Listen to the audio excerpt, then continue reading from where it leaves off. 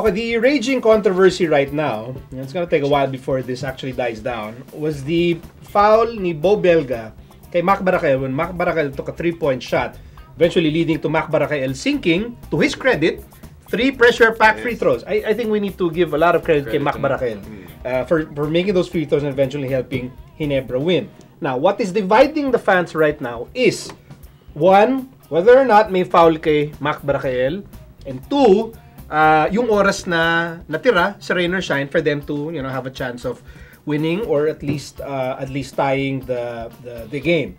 Now last night nagkaroon ng press conference si Commissioner Attorney Chito Salud, and he was very clear about the call made by referee Noel Kilingen, and the term that the commissioner used was it was spot on. Okay, the call was spot on, and then yung oras na natira, that explanation was kung kailan yung pito, doon titigil yung oras. So that's very clear.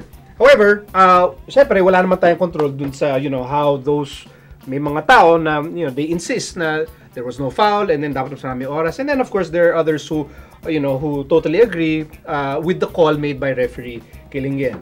I think our task here today is maybe try and understand the context. You know, where are people coming from? So let's say if we try and understand yung mga tao na siguro let's leave the rain or shine team and fans out of this kasi obviously they'll feel na mali. And then in the same manner the Ginebra side, wag na nating ano yan kasi obviously they feel it's correct, no? So ito yung mga fringe observers na parang they're not supporting either team but they have a definite stand on what happened. If you feel na mali yung tawag, why? I think for me, me and Chad were talking. I think it's a call that damn if you do, damn if you don't. I mean, if they didn't call a foul, Ginebra would have raised some concerns why there was no foul. Maybe they'd see the may tama talaga dun sa left body or basta sa offside ng shooting hand ni Mac Baracael. And I mean, it's tough. It's tough to be a referee, diba? I mean, at this point where teams need that win, you know, at their current standing, and except kayo, no? Kasi pasok na kayo. Relax lang kami. Yeah, sige. Hashtag relax lang kami. Kasi, but going back to that, you know, the call, I watched the play. I guess I didn't watch it live, but when I saw it on the video, for me, the only questionable thing was why was it called late? And as a player, I did not know na upon whistle, dun lang titigil yung clock. Kasi, ito lang naman yung mga moments na importante yung mga whistle kasi mid-game, di mo naman kahit malate ng 1 second, minimal lang siguro yung complaint mo. But during this time of the game, that's when it's most important, where the referees have to be sharp. Upon contact, they should have called the whistle. They should have blew the whistle. But at this time, na-delay ng konti, and that's why everyone's complaining. Ikaw, Magu, can you can you try and verbalize, no? Bakit nagrereklamo yung mga tao na, and a lot of people online are like that. They'll say, I'm not a Rain or Shine fan, I'm not a Ginebra fan, I'm a PBA fan. And from what I saw, parang they ang feeling nila either let go or yun nga, maybe more time on the clock. First of all, we have to set the to set the stage talaga na for any protest to be valid. Hindi pwede yung ano.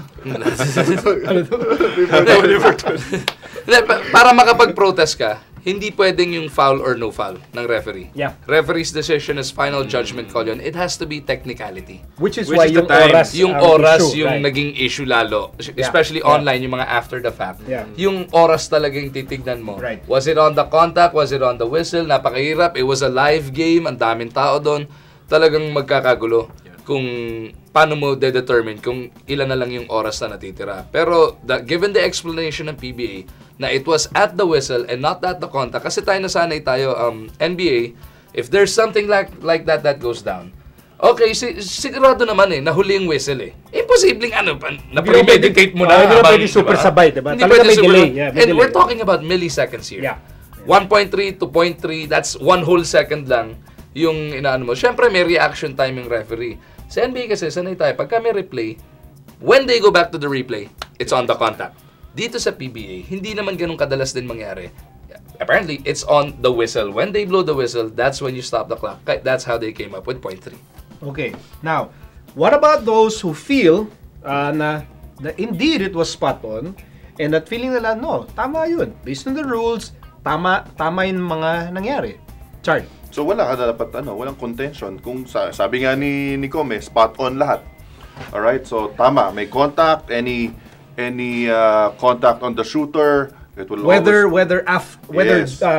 during the actual shot or after the shot. Yes. Basta may contact dun sa shooter, they will call a foul. Because di ba the philosophy is if may contact sa follow through, it can still affect the shot, the chance of the shot going in. Kasi every time mas lalo na pag before pa yan nung nagpunta sila sa mga teams to orient us about calls.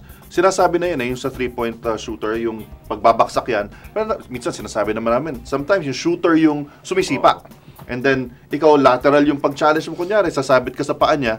Pero, tinatawagan ng foul yung defensive player. But sabi nila, hindi na gagawin yon. So, once you go towards yung territory na, or yung space ng shooter, tatawagan ka. Okay? Whether it's right hand, left hand, body, it doesn't matter as long as there's contact. Yeah. Sabi nila tatawagan. And na-review ng Commissioner's Office from all angles and from their own training tape. Sabi nila, they saw contact and sabi, so kaya sinasabag ng spot on. Ako naman, contention ko lang rin doon, yung yung sa time rin lang. Kaya nga lang, in an ideal situation, dapat sabay yung contact and the whistle. Or kasi yung 1 second in basketball, napakatagal. 3 seconds nga, tagal, hindi pa tinatawag. Diba? yung 1 second, uslan na in the end game. So, yung sinabi rin ni Doug kanina, pinag-uusapan namin, you don't envy the referee. Marami akong mga nakausap na referees before, even in college. Parang sinasabi nila, ayaw nila ng close game talaga in the end. Para hindi sila mapunta sa spot na yon na they have to make a decision whether to make a call or not. Mas lalo na pag tied or 1-point game, ganyan-ganyan. Ayaw, kasi lagi may magre-reklamo. Ayaw, kung yung rain or shine, ngayon sila yung nagreklamo because tumawag ng foul. Kung hindi, barangay Hinebra naman nagreklamo noon. And so, I mean, wala. Well, it was a decision that you made on a split second and, yun ang mahirap rin doon. Players make decisions on split-second decisions. Sometimes it's correct, sometimes it's not. Pero ang nahabol lang naman lahat talaga is consistency. So right now, ganun na naging nangyari in this case. So next time it happens, dapat ganun rin ang maging decision. Ikaw, Charles, naisip ko din hindi ba magandang bagay din that the Commissioner's Office, kasi in a way, they stand by their officials? Parang they back up their officials. I don't know. I think there's something there din na tingnan pwede makitaan ng value.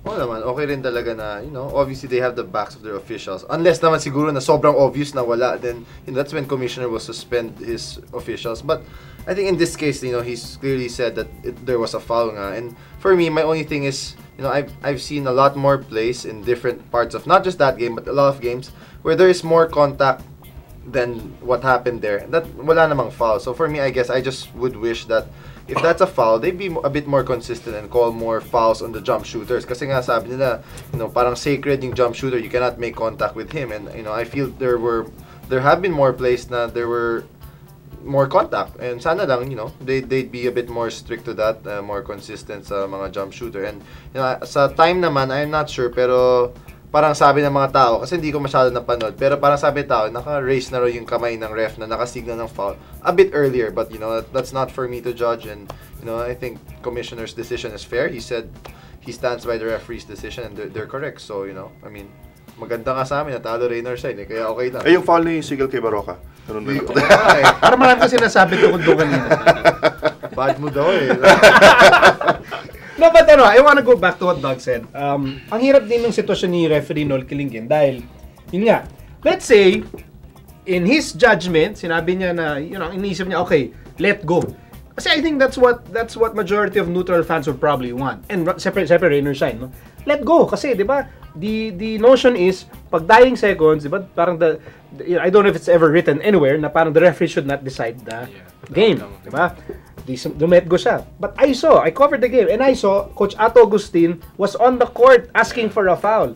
So tama si Chart, if ni-let go yun, and then naubos yung oras, and nanalo yung Rainer Shine, I think there's a very, very high possibility that the firestorm now will be about Hinebra asking why walang foul kay Beau Belga.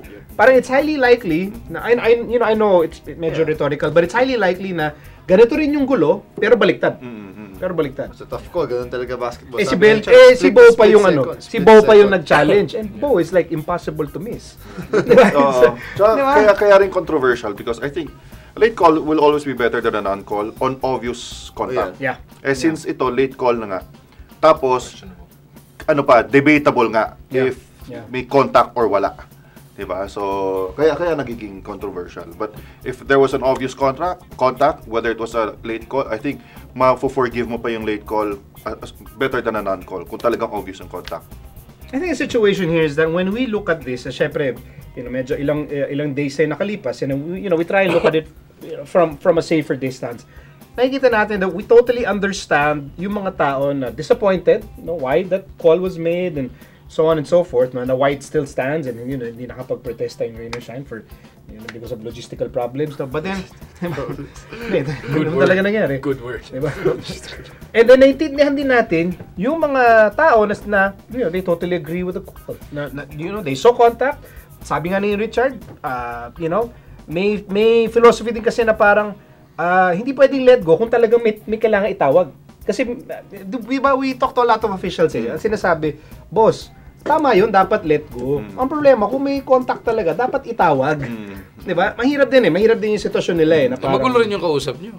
Bakit? Dapat i-let go, pero dapat tawagan. Kasi yun na nga, parang, Pakita mo nga. Mag-uga na naman.